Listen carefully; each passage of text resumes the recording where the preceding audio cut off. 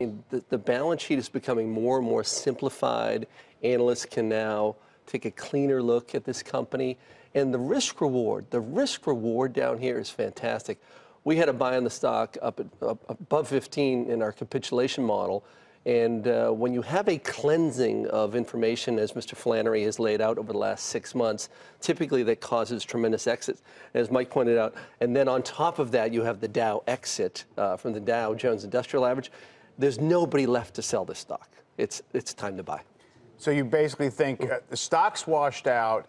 Management is essentially trying to rationalize the business right now. What are the pitfalls in there? Because I can imagine, it looked like the stock was finally getting washed out multiple times on the way down.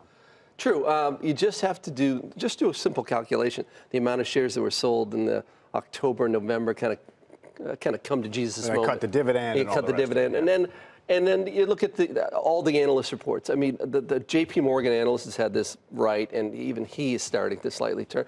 Sure, there's some downside, but the risk reward, you maybe have 10, 20% downside, but your upside is potentially 100 to 200% over the next 5 years or so. And if we get another dividend cut, how do you expect investors to respond, especially in this rising rate environment?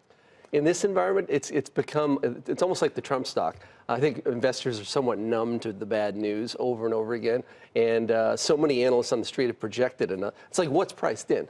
Once you had the dividend cut in the fall, and then the secondary color in recent months on the dividend that has been negative, a lot of negativity has been priced into the dividend. So I think the market might shake it off.